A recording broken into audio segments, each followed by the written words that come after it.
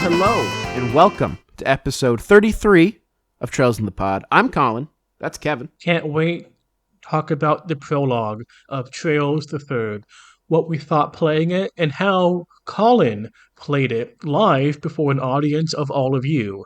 Great episode in the works for tonight. Yeah, I'm looking forward to getting into it because finally, after months of being told that things led to stuff happening in Trails the Third, Kevin can now experience Trails the Third.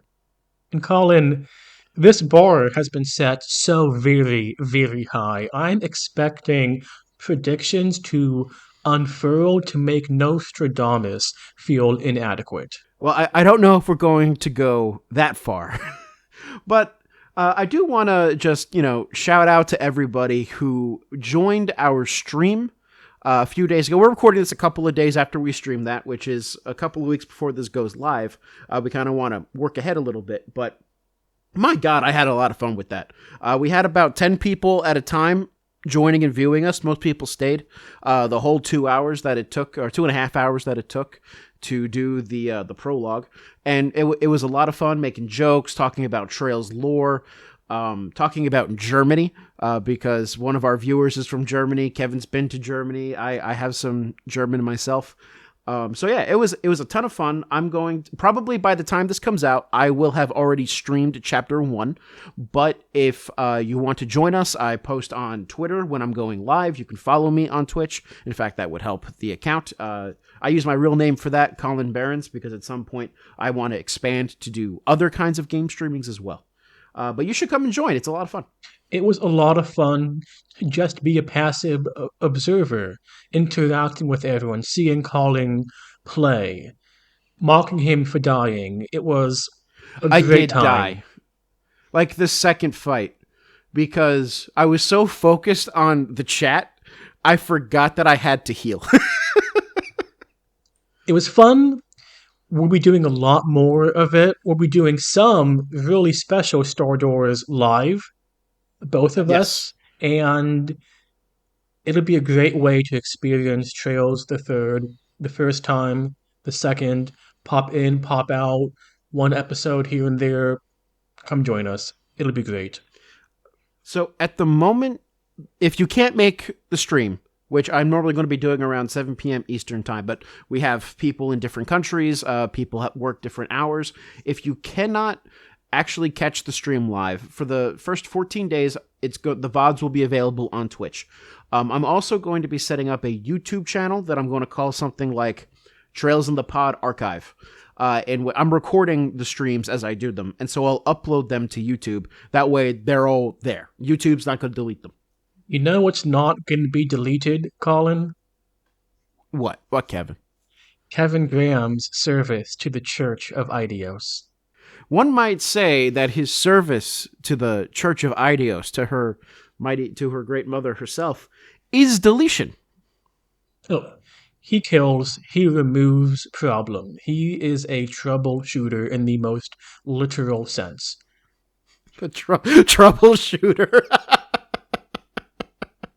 I love that because of his bow gun. So, Kevin, we start off in this prologue on a ship, on a yacht, cruise liner type of a thing over the fields of Erebonia. And I wanted to get your take on this is a bit of a change in tone from what we've experienced so far. So the change in tone of the setting, it's more high tech. Erebonia seems to be more advanced technologically. We see mention of security cameras capturing footage as if it's a matter of course. And correct me if I'm wrong, I do not think we saw that at all in the first 2 games. So there's that. But more, I think we did see security cameras on the ship that Ouroboros had. Certainly, if it was going to be there, it's going to be in an Ouroboros setting, and possibly in Zeiss, in the factory. yes, but I will say that everything seems a bit more technologically advanced here. Yes, for sure. That's not the main difference in tone. Kevin is a different protagonist. He's more adult. He's 22 years old, which, I mean, to me, seems absurdly young, and Tita's mom comments on that fact. But one of the first times that we see him in the prologue is he's trying to arrange a very subtextually sexual hookup with a married woman. I don't know if it's that subtextual, because the woman says, like, after this, we can go back to my room. I guess I would say No, we can go back to your room because her husband, she doesn't want to go back to. subtextual in the sense that it's not like, let's go have sex or something like that. Right. No, I mean, it's flirtatious. So there's innuendo. I found that conversation between Kevin and the masked woman to be really interesting, knowing what I know. And I don't want to get into too specifics because we have some listeners who are playing the series along with us that have not played the Cold Steel games. However, for those that have played the Cold Steel games, and that includes you, Kevin, because you played the first one, there is a certain opera singer that appears in the first game and is very important throughout that whole series. And the developers of the game have confirmed that that opera singer is the masked woman. And so knowing what we know about that opera singer, some of the things that, like, some of what she's talking about, why she's talking to Kevin, where she happens to be, the context for why Kevin is on this ship, which is to get an artifact probably given to him by Ouroboros, or at least that's my impression of it. You know, then it starts to make there's a little bit more texture there than I thought when I first encountered it. I'm glad you bring this up because I was worried about what you would do now that you can't say this leads to something and trails the third. Well, you know, one of our viewers on Twitch, Pork Bob, brought up, and I think he's absolutely correct, that will never die because there will be things that tie back to Trails the Third. Oh my.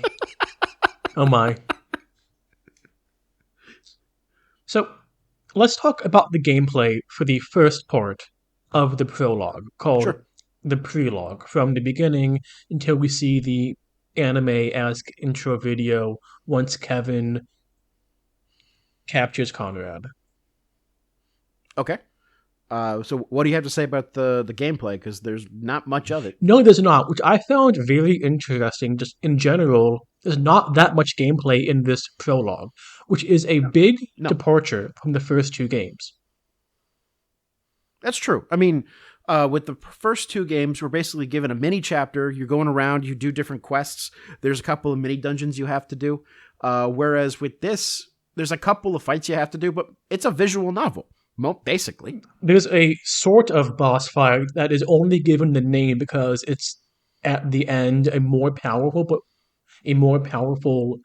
fight, but it's not a boss fight in the sense that we would understand it from the earlier chapters. So this is a different mode of departure. It's different, and let's talk about why. Why have this visual novel format when the first two games didn't, with a new protagonist?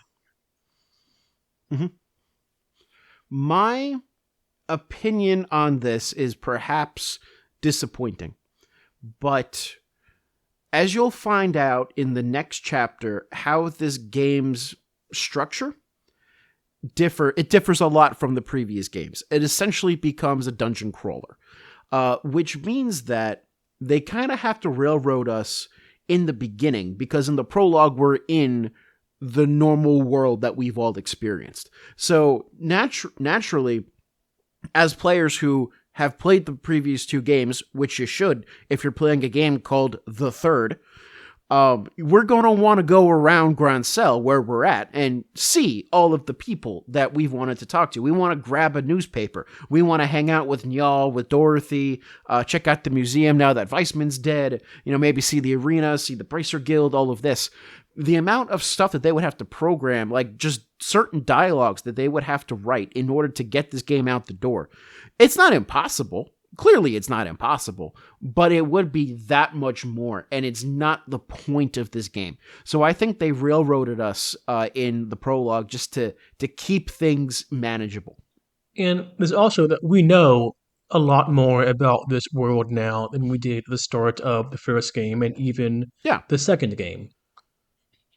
Yeah, it doesn't have to explain core concepts to us. Even so, we'll talk about it as we talk more about the story. But there's a pretty lengthy debate about what to do about a certain artifact, because normally artifacts should be given back to the church, but if they're inactive, they don't have to be. There's a debate about the legality of who owns it and stuff like that, and that's already preempted by discussions that we've had in SC. I would say that this is the first time that the series is really relying on the player to have knowledge of the world to then tell that story. And I think it's really It's interesting. an extension of trust the game to the player that they will not have to go back and reinvent the wheel. They can go from day one. It's the player to the game that you won't throw out everything that we've learned, that we'll still have this core bedrock of stability to do something new. Right. I should ask my friend Jay, because he joined the stream and he's never played a Trails game before. Um, I think that if you play Trails FC first, it works fine. You should. If you play Trails SE first, it's going to be tough to jump in, but the world won't be completely unfamiliar to you. They explain those concepts. You might be a little bit weirded out by some of the character dynamics, sure, but you'll still be able to understand and consume the world of Zemuria. What I would be curious to ask my friend is, did he understand anything that happened? That would be extremely interesting. What is this like if you are jumping into the series the third game in? Yeah. Um, But we started off by saying, let's talk about the gameplay. The fact of the matter, there isn't that much gameplay. There's a couple of fights, and then at the end, we have a boss fight against Gilbert and a machine that he has. So why don't we talk about that, and also Kevin and Ries as gameplay units before we jump into the story, which I'm sure is the meat of what we'll be talking about. What are your thoughts, It was a Kevin? pretty basic boss fight because, one, there were no elemental weaknesses. So a lot of the tactics and countering that is one of the hallmarks of the series combat was simply not present. It was do arts, crafts as you think, do the most damage, heal, and I don't want to say button mashing, but it's a slugfest. There is a little bit of nuance to that. For one, the big machine does lay out a area of effect line that you have to make sure that you don't step into, otherwise you'll get hit and it hurts. But, and you noticed this yourself, and I did when I played it, Colin, impede did not seem to function. Exactly, and we've run into this before, which means that you have to move out of the way for that, right? That's a decision that you either have to take the hit or you have to move. You cannot interrupt it. And then the second thing you have to deal with is that Gilbert has an attack where he begs you for a lot of It's dialogue so weird. and then goes psych and reduces your attack and your defense. And it reduces, at least on hard mode, which I did play this on and I am playing it on hard mode, he did this to Ries twice, and Ries did no physical damage. Now, dumbass that I am, I forgot that arts existed. So I only realized in the last couple of turns of the game that I could have had Ries just been attacking with arts the whole time, that she couldn't actually hit anybody with her sword. But that's why I'm playing it on hard, so I can force myself to get more into that. But speaking about Reese as a unit, the dynamic that she has with Kevin, it's an interesting inversion of what we often see in JRPG settings. Reese Sure, Kevin's the support, is not. and Ries is in the front line. We expect, say, the woman to be a mage, an archer, a healer, what say you? She's not. No, she's not. She is a swordswoman through and through. Massive, massive sword is her primary weapon. And not only that, her sword is dope because it can come apart, kind of like Cervantes or Ivy from Soul Calibur, which she can direct at will. So it gives her a bit of a ranged, I don't know if it gives her a ranged attack right now, but it does give her a ranged attack in the lore, and it gives her a ranged attack later on in the game. That I know for sure. So it's a nice continuation of, again, what we saw with Estelle. She was on the front lines with her staff. But a sword is not a staff. A staff, its main use is to redirect energy and force and to protect. A sword is offensive. It attacks, it deals damage, it wounds, it kills. That's true. Although I have to imagine that I will be wounded and or killed if I ever got on Estelle's bad side. True, but the more thematic connotations of the weapons, a staff is more defensive. That's true. I have a question for you because I didn't really play much with Kevin in SC. You did. So have you noticed any differences between how he plays in SC versus how he plays in the third? At least so far. I use him to attack a lot more, whether it's. Well, sure, you kind of have to. Yes. Whereas he's meant as a support unit, and I imagine that's how I will use him throughout this game. Which is interesting to have the main character, the protagonist, be a support, not be a damage dealer or even a tank. Yeah, it is, and you almost kind of don't know what to do with it as a veteran of the first two games because at least when I first played it, I was very used to okay, save up my CP, get to 100 or get to 200, and use an S-craft to obliterate people, especially bosses, right? And at least in the prologue, we can't really do that because Ries doesn't have one, number one, and then Kevin's is about immunity and healing you. So this raises a question, Colin. Ries does not have one. Josette had to unlock hers at the end of SC. Mm-hmm. What do these do within the universe of the game? Are they special? Like, do they draw on their inner soul or whatever? What does it mean to use one or to not have an S-craft unlocked? So I think that they're basically just special techniques that you've learned. They're not like magic or anything like that, unless you're a character who uses magic. Um, there are some characters in the Crossbell games and in the Cold Steel games that will learn crafts, new S crafts at story based moments.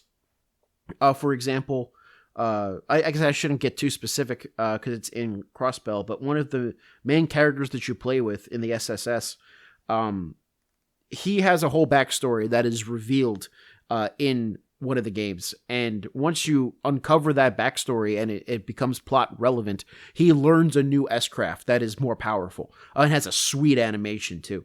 And it's deliberately stated in the game that he can do that because of his training back then and because of what he has just gotten back. So it's definitely a technique that has a presence in the world. Okay, so it's more gameplay story integration. Yeah, or at least it becomes that way throughout. Now, when Estelle does Wheel of Time, I'm not really quite sure how that's supposed to be taken in the real world. But I think that the idea is certainly developed that way. Yeah, and it's a hallmark of anime, JRPG media, what say you, to one, name your attacks, two, have these long, elaborate, wind up attack motions, special moves, what say you. It has a background in East Asian literature. Well, not only that, it's also calling out the name of your attack while you're doing it. Like, if somebody ran up to me and started yelling Wheel of Time while holding a staff, I would say, okay, she's doing that attack. This is how I counter it, because she just told me what she's going to do. Well, that assumes that it's a standardized repertoire that you know what Wheel of Time means for your somatic, how your body moves, how her body moves and attacks, and that there's a counter specific to Wheel of Time. So I agree with that the first time it happens to you. If you're a boss and Estelle is doing Wheel of Time on you like 4 times because she's wearing the gladiator headband and the gladiator belt, at some point you need to learn how to defend against that. Colin, Colin, Colin, Colin. We may as well start asking why don't they just shoot everyone with the orbital guns they clearly have and can outrange a sword. So let's avoid. Kevin, why don't they just shoot people with the orbital guns that they have when they're clearly usable and meant to kill and more effective than a sword. Okay, so this is a sign that we've reached and surpassed and went far beyond any useful discussion of the gameplay in the prologue. There's not that much, and I don't think there's anything new. No new mechanics, no new quartz, no new No, not counters, yet. whatever. No, there will be more to talk about next time we do a chapter episode, but right now there's not much. Story and characters, however, there is a good amount. Yeah, so what stood out to you? Okay, maybe it's me. I thought Tita's mom was fucking weird. Why would you think that she's weird? I don't get that. I hope this is sarcastic. Yeah, it is. Yeah, it is. But do you want to do that first or go in order from Kevin on the airship? Let's go in order, because certain things don't make sense if you don't go in order. We like narrative.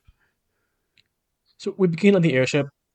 Kevin is there in a mask that does nothing to obfuscate his identity, but whatever.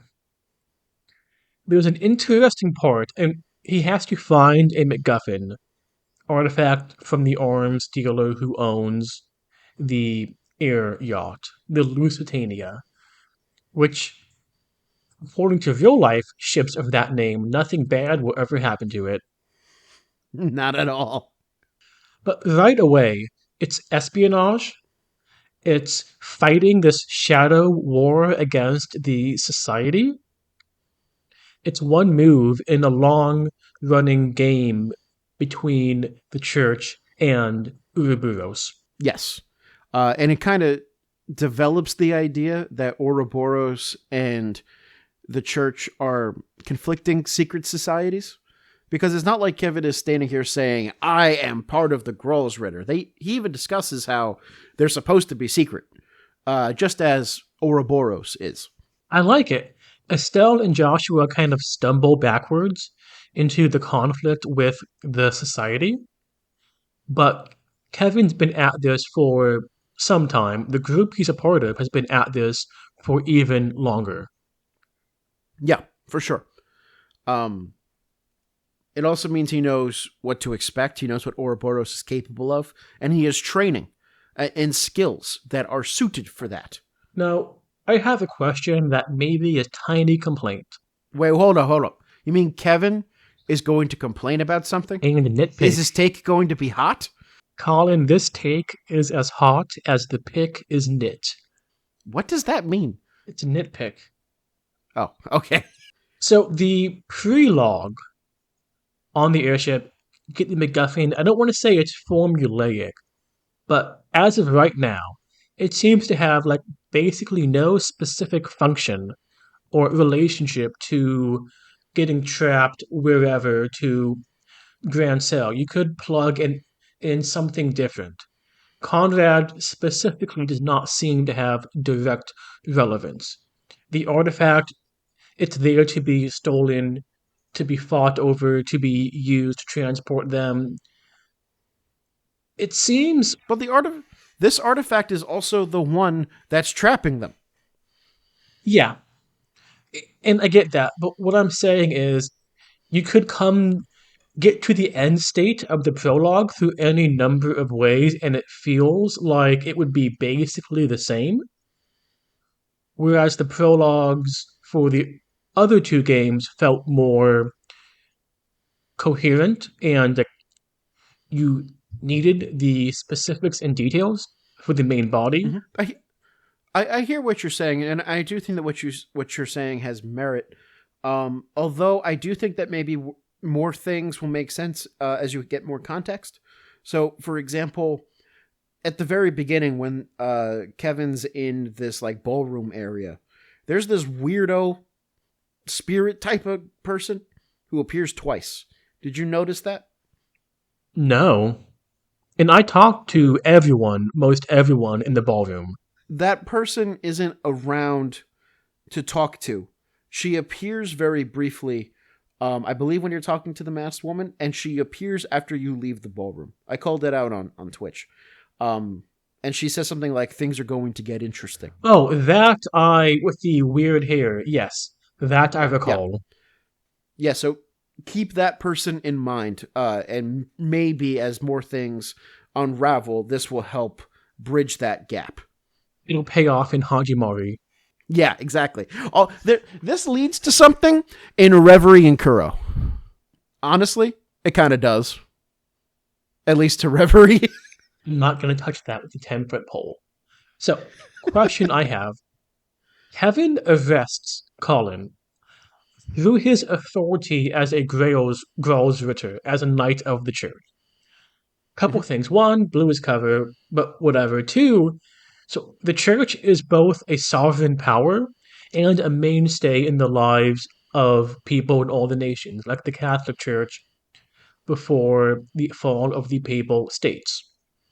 Why Yeah. would sovereign states want or tolerate a foreign body coming in and arresting their citizens and extraditing them outside of their borders? I get how important the church is as a spiritual Mhm. player, but the politics, the international relations elements seem very difficult for a sovereign state to accept. So to answer this question, I will ask another question.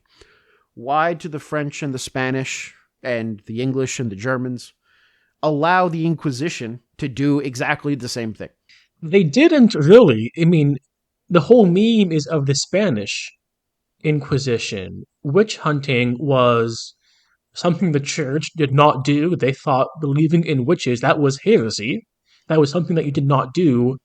And the papal inquisition really had authority over the papal states, and it could issue recommendations, advisements.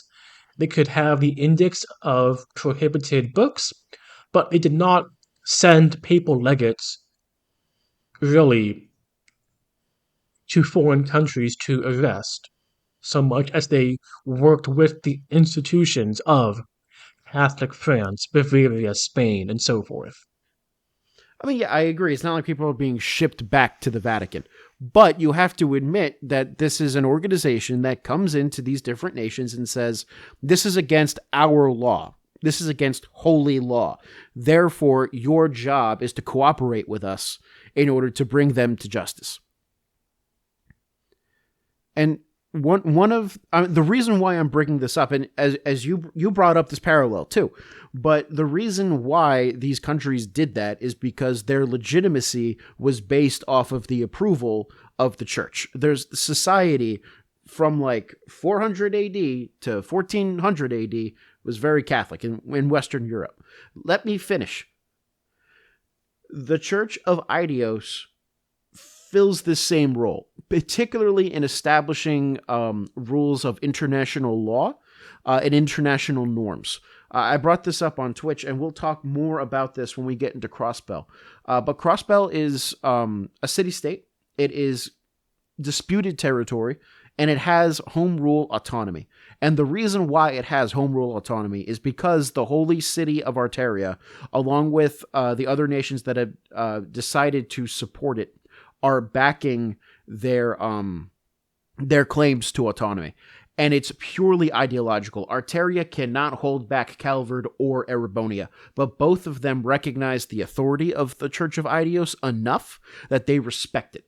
I want to push back very slightly, or at least how the game world communicates something to us. Okay? I don't know the title or the name of the Pope equivalent. They do not seem to be as present as. Oh, I believe it's called the Pope. Oh, okay. But the Pope of Idios does not seem, in the first two games, and from what we've seen, as interventionist as the medieval papacy. I want to get your view on that issue after this game. I'm not, and I'll just tell you right now, the Pope's not in this game, but we do learn a lot about the Church of Idios and the geopolitical situation in this game. Okay, so there's that.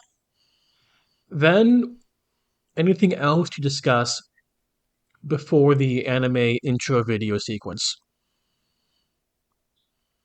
Um, is that anime intro sequence before or after we get onto the ship, the Merkaba? It's after. Okay, so we can talk about that now. Well, we see a little bit more of the Gralsritter. We see that Kevin is helped by some subordinates and has a Commander Selnate, who perhaps we know about. A couple things. One, I liked the squires to help with the logistics. It's not a one man operation going about, there's an infrastructure, and they help support missions. Yeah, Two, we see the defictionalization of Cornelia. Sonate was the protagonist. It was said that she died. She is not. She is a high ranking officer in the Growl's Ritter, gives Kevin his mission, and then they discuss the novel, which was yeah. interesting. One of the elements they said was, I think it was Kevin or a squire, I forget which, was it wise of us to let it be published? And that implies a lot, Colin. I don't think it implies as much as you think it does, but why don't you walk us through I'm your not thinking? saying, I'm not going to say the church can ban or prohibit the publishing of books, but it implies they have influence to act Mhm. in a kind of underhanded manner. It's not about, say, theology. It's not even to directly protect innocence. It seems it makes our lives easier if we would do this. It's possible. We also have to keep in mind in a later game, we learn a little bit more about how this book series came to be. We learn a little bit more about the publishing. Um, and it's always struck me that the church could have asked the author to not write it, but instead, when asked, hey, can we write this, decided not to interfere. Or maybe they decided to lay down a couple of suggestions in order to keep up friendly relations. But I did not get the sense that the church is able to reach out a long arm and just ban things on a continent wide scale. Um, which I know is not what you're arguing for, but I'm not. I don't know their relationship to publishing houses. Very true. But also, this gives us more insight into Kevin's inner character. He would be totally fine with that. He does not see it as something immoral that they don't do, that it's underhanded or whatever. It's a weapon, it's a possible tool in the arsenal. Maybe it should have been used, it wasn't, but it's not something where he does not say the free flow of information should never be repressed or whatever. Sure, he's not a free speech absolutist. I don't think we've met any free speech absolutists except maybe Not Maul. from that perspective. I was thinking more, he's not a goody goody two shoes, always doing the white, not stained by dark shades of gray. He will do what needs to be done, as we saw in the end of the last game. Hey, he turned Weissman into a salt pillar. His interiority, the way he sees the world, the glimpses we got were fascinating, and I cannot wait to see them more in this game. You will really like this game. You really, really will. So, there's that. We see a pretty interesting anime intro video sequence. Mhm.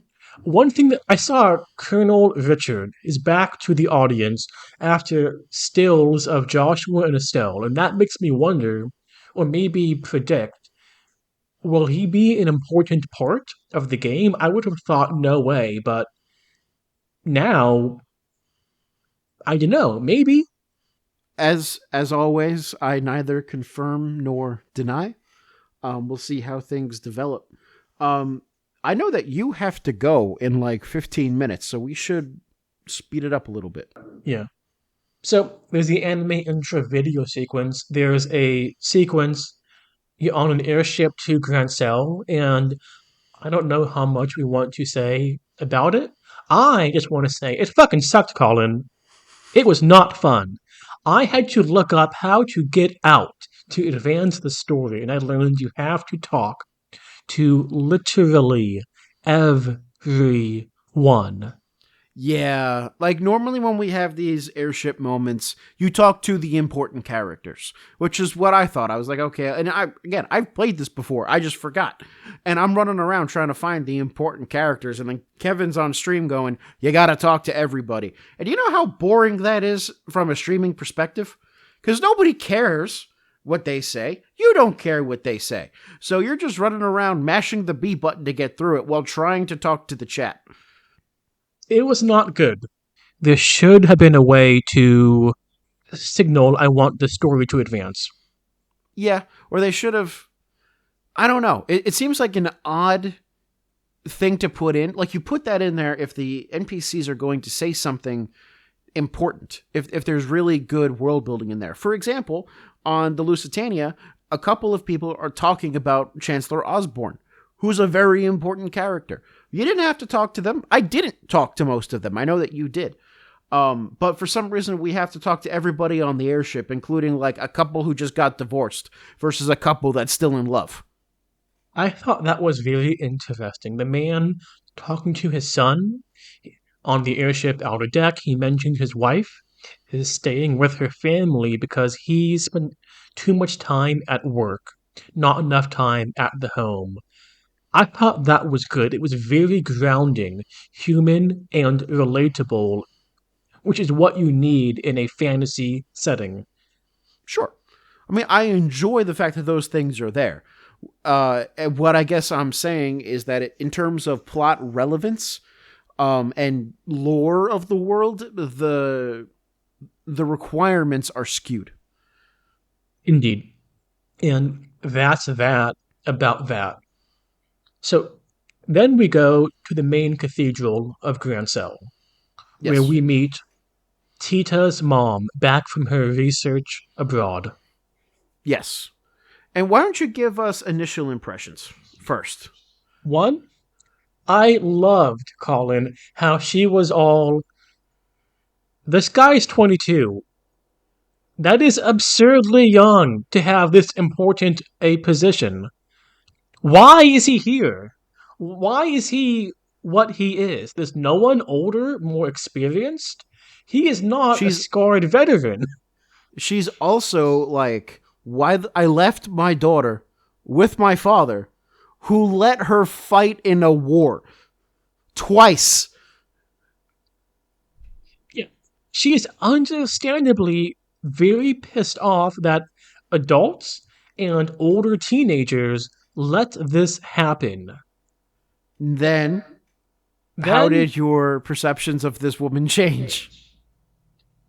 then she got weird talking about Agate, or maybe it's more the game, saying that he's not good enough for her. And I've said it before, I find it very weird how the game tries to have it both ways. That Agate and Tita have a sibling, older brother, younger sibling, replacement sort of for Misha, who died in the war, one. And then to have this quasi crush romantic unilateral, unidirectional relationship or feelings between Agate and Tita. It's a weird combination. I mean, we've been talking about this both on air and a little bit off air. I don't see it that weird in that it's not like Agate's into the 12-year-old, right? But when you were 12, was there never like an 18 or 19-year-old that you had a bit of a crush on? Fuck no. Why not? I don't think this is a productive avenue of No, discourse, but I mean, Colin. I don't understand what the problem is. You know, you hit puberty, you're starting to develop these feelings. Oh, somebody more developed is going to be fine. It'd be a problem if the 19-year-old was into the 12-year-old. Let's just move on. They get into This is a staying in the episode. they get into an interesting jurisdictional fight over who has custodianship of the artifact. And I liked it. How people on the same side don't agree 100%. They have kind of petty quibbles and quarrels with each other. Yeah. It's kind of like because the people in Liberl found it, the scientists, they found it. They feel like they should be allowed to keep it, right? It's theirs. Whereas the church is like, no, we have jurisdiction over this stuff. We know what it is. We know how powerful it is. It's ours. And we have been on both sides of this, right? We don't really know Tita's mom, but we know Tita, and we also know Lieutenant Colonel Sid, who's there. We've been fighting for Liberl for the past 2 games, so naturally we side with Liberl. But also, Kevin was in our party. We see the logic. He's the protagonist right now, so we also side with him. And I think it's a really interesting way by involving things that the players have been sympathetic with for, like, let's not forget, like 80 hours at this point, maybe more if you're playing both games. It allows you to actually explore the issues underneath as opposed to using it as a plot framing device. I thought it was quite well done for all of these reasons. But that fight is broken up by a nun who somehow appears there. How she got in, not said, quoting scripture at them. There is only one time in which quoting scripture entering a conversation is appropriate, and that is the last 5 minutes of the first episode of The West Wing. Other than that, not cool. So we see Ries enter the story. And she has a history with Kevin. Not much is known. Yes. We get some hints, bits, and pieces. They were at school, academy, some institution together. It seems his career took off more than hers because she is a squire sent to serve him. He is a Dominion, or the Dominion. He's the 5th Dominion. He is the 5th Dominion. When I first played this, I thought that they were like X's. Oh, are they not? Well, I'm not saying what they are. If they are, if they aren't. I was using that as a way to prime you to get to what you thought. That was my impression 100%. They had a childhood fling, romance, late teens. It went south for some reason. It looks like Ries blames Kevin for what happened. There's definitely some resentment there. Yeah, why it ended. They went their separate ways, and I do not think had contact before now, or very minimal. I mean, Ries plainly says, we haven't talked for like 5 years or something like that. So maybe they saw each other other end of the hall at important events or whatever. One thing I do not want to see happen, one thing is a bit concerning. Ries is a great character. Her love of food, I do not want that to be flanderized, to be this is all her interactions or whatever revolve around this. She becomes distorted. No idea if it'll continue or get dropped or whatever. I just do not want that to be the thing about her. Right, you don't want it to be a complete turn into a different character whenever food's there. I would love it if it was like maybe she came from a food insecure, poor background. They never knew when the next meal would be, and that informs how she sees the world around her. Mm-hmm. Her consciousness about class or money. What say you? Could be. You'll have to see. One thing that we haven't touched on is Tita's mom's reaction to seeing Ries for the first time. And that's kind of what I was pointing towards when I said that your opinion on her kind of changed. At first, she was like a concerned parent who had some disagreements about her kid being led into a war zone. Not once, but many times. Many times. But twice at least. Then she saw Ries, and I'm going to paraphrase. You think you can out cute me or use your cuteness to get it? Look at this picture of my daughter who is totally cute. And it's like, what the It goes fuck? even a little bit further than that because she's like, "Oh, look at this." I'm paraphrasing using my own language here, but she looks at Ries and says, "My God, you're fucking hot, and you're a nun, which makes it better." Like, what the fuck, game? Like I can understand a a mother loving her child a lot, thinking that she's very cute. This seems to be a common reaction to Tita amongst a certain section of Twitter users that have Tita as their profile pic and think that she's the cutest thing ever. But it's one thing to do that for your own daughter, and it's another thing to do it for a complete stranger. Yeah, who is on the opposite side of you in what looks to be a consequential debate about ownership and credit. Right. And maybe this is pushing things a little bit too far in comparisons because we don't know the teaching of the Church of Idios on homosexuality. I don't think it's really been brought up. And we don't know how serious Tita's mother is about her comments. After all, she is married. She has a daughter.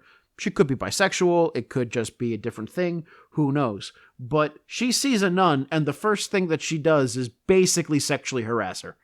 Not cool. I don't know I mean, what to I get say. it, but not cool. I'm just playing. One thing, though, marked my interest. Later, Kevin tells Reese, yeah, Annalise, something similar goes on with her, or she has competition. Yeah, How does Kevin know her again? I mean, they fought on the same side during the last war in SC. Did they have that much interaction? Like, what kind of. When did they see each other outside of Kevin with Estelle in the party? I mean, we don't know because Annalise moved on her own or moved with the Bracers, and Kevin moved on his own for most of the game. We know that Kevin ran into Bracers and cooperated with them multiple times.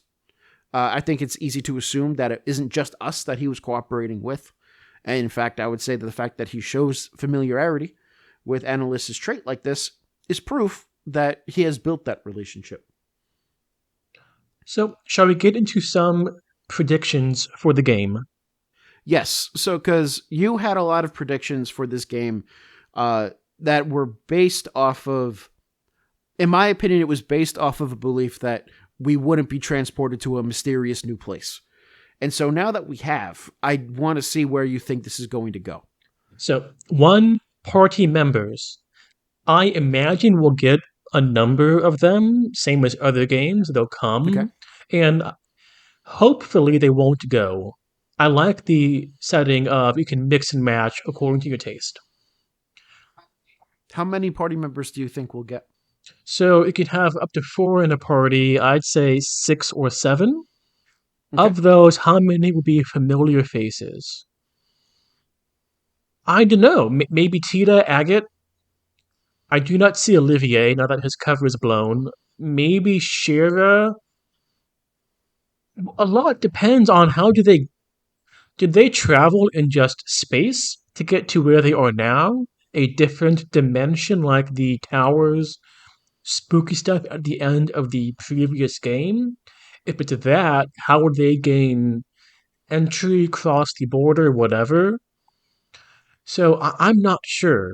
I bet we see some new party members, new cast. I would be surprised if it was just Reese, whom we had not met before. Do you think that we'll have some party members that we know, but we hadn't been able to use? So that we were introduced to them, but they were not playable characters. Precisely.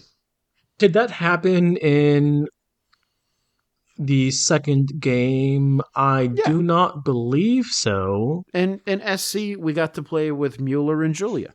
I don't quite count that. I mean, yes, also Josette, but they Yeah. were very tacked on at the end. I mean, Josette sucked, and Vander and Julia felt more high powered options and not integral parts of the story, if that makes sense. No, I hear you, but they were party members that we Yeah. weren't able to play with before, but we knew from the previous game. Maybe Cassius. I don't know. Okay? I'm not sure who else could be. Kanone maybe? Okay. So, setting, I have no idea where we are. Again, if we are in the mundane or the spirit adjacent world, um, I would guess spirit. It looks kind of spooky. Hmm. Weird, I think, pathways of like stone connecting, falling into nothing, if I remember, but I'm not entirely sure. Also, the first place that we transport into is a bunch of stone bookcases filled with books. It's like the historian's dream ruin in which your evidence survives and it's right there. Yes. I know store doors exist. Certain ones of them do something, they show something, whatever. I don't know anything more what the fuck a store door is.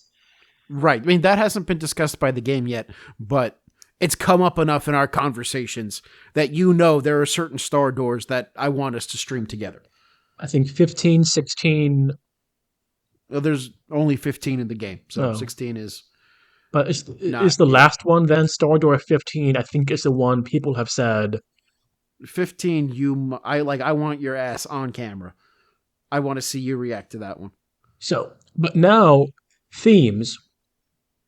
The themes of the first two games were intimate, familial, love, forgiveness, betrayal, the past, very tied into Joshua and Estelle and their relationship.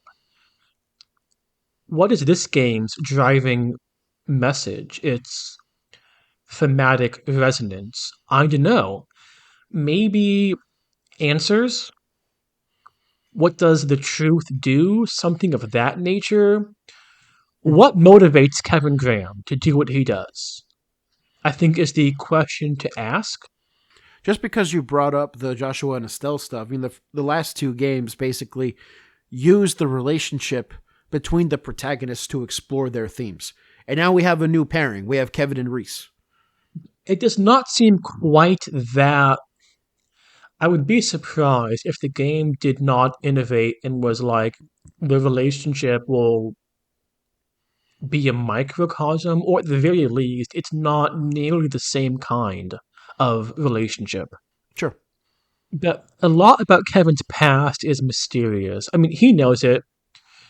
I wonder if he did dark stuff or something different from Joshua's, or why he became a Gralsritter. I just have a feeling of some sort that uncomfortable truths will be a big part of the game because Kevin dances so much when he's asked direct questions, uncomfortable Hmm. questions about himself. He seems to actively dislike sharing, talking about it. Yeah. Okay. Any last predictions that you want to formulate at this time? Nothing that comes to mind.